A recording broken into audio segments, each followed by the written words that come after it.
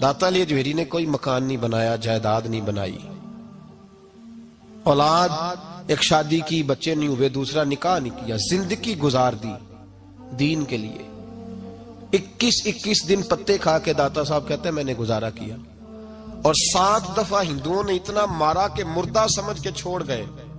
اللہ نے زندگی دی، اس شخص نے زندگی گزار دی، اور یہاں آج ایک مولوی ممبر پہ بیٹھ کے اتنی لمبی زبان کھول کے کہتا ہے داتا صاحب کے مزار پہ شرک ہوتا ہے۔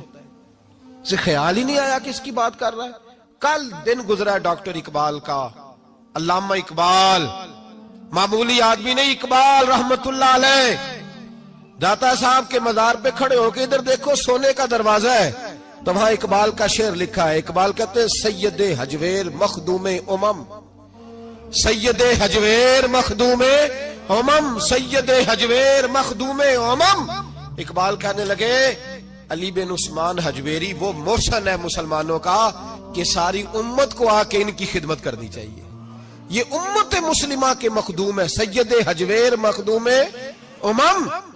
اور اقبال نے حرم کہا ہے داتا صاحب کے مزار کو، میں نہیں کہتا وہ حرم ہے، اقبال کہا کرتے تھے یہ حرم ہے، اس لیے کہ یہاں معین الدین اجمیری جیسے لوگ آ کے وظیفے پڑھتے ہیں، وہ چلے کرتے ہیں یہاں آ کے، معمولی بات ہے۔ میں نے کہا آپ کے ذرا قریب ہے، ایک انگریز آیا تھا، دورہ کر کے گیا واپس، کسی نے کہا لاہور بھی دیکھا ہے، اس نے کہا دیکھا ہے، کہا شیش محل بھی ہے، کہا ہے، مینار پاکستان بھی ہے، کہا ہے، اس نے کہا یار بڑا کچھ ہے، کچھ ہے دیکھی تو نے؟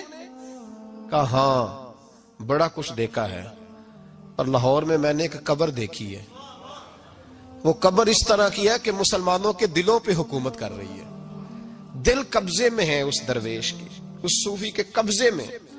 ہمارے نیڑے ہے نا ذرا، اس طرح کی قدر و منزلت، ورنہ حضرت اجمیری، حضرت بابا فرید صاحب، یہ سارے لوگ یہاں حاضری دینا، حضرت سلطان باؤ جیسے لوگ ان کی تعریفیں کرتے ہیں، کہتے ہیں یہ بڑا آدمی ہے بھائی، علی اجمیری بڑا آدمی ہے۔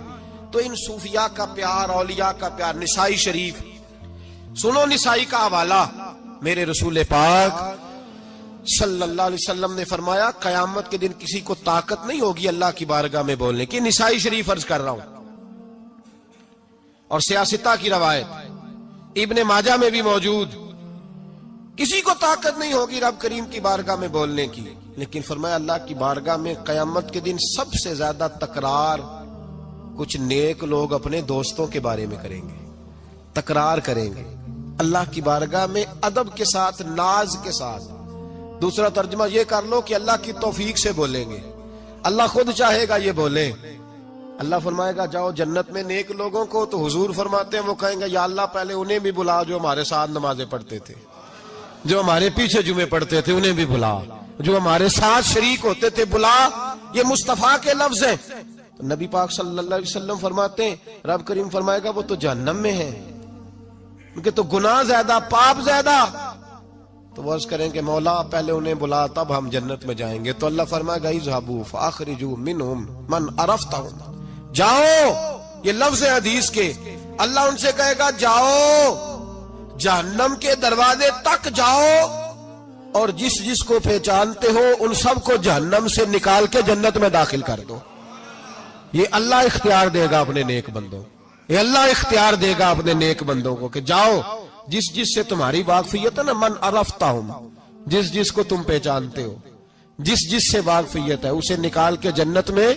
اور میرے نبی پاک کا تو مشکات میں یہ فرمان بھی موجود ہے، ایک گناہگار نے کسی اللہ کے ولی کو وضو کرایا تھا، اور ایک حدیث میں یہ ہے کہ ایک پیالہ پانی کا پلایا تھا، وہ گناہگار جا رہا تھا جہنم کی طرف، فرشتے لے جا رہے تھے، ولی جنت میں جا رہا تھا، تو اللہ نے ملاقات کرا دی۔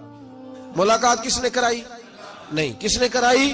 اللہ۔ اس کا مطلب ہے ولیوں سے ملاقات بھی اللہ ہی کراتا ہے، اللہ نے ملاقات کرا دی۔ تو فرشتوں سے چھڑا کے وہ بندہ دوڑا بابا جی سے، کہنے لگا مجھے پہچانتے ہو؟ انہوں نے کہا نہیں پہچان کرا، کہ حضور ایک دفعہ آپ ہمارے علاقے آئے تھے، میں نے وضو کرایا تھا، میرے مصطفیٰ کریم فرماتے ہیں اللہ کی توفیق سے ولی واپس پلٹ گئے، وہ عالم واپس آ گئے، وہ نیک آدمی واپس آ گئے، اور کہا مولا مجھے وضو کرایا اس نے، پانی پلایا، میری تو حیثیت نہیں، تو جزائیں دینے والا ہے نا، اور تیرا بندہ سمجھ کے پلایا، چہرے پہ داڑھی دیکھ کے پلایا، دین کا نوکر سمجھ کے پلایا، مجھے اس نے مصطفیٰ کریم کی شریعت کا ایک ادنا خادم سمجھ کے، تو اللہ اس پہ مہربانی کر۔ میرے حبیب فرماتے ہیں پانی پلانے کی برکت سے اللہ اس گناہگار کو بھی جنت عطا فرما دے گا۔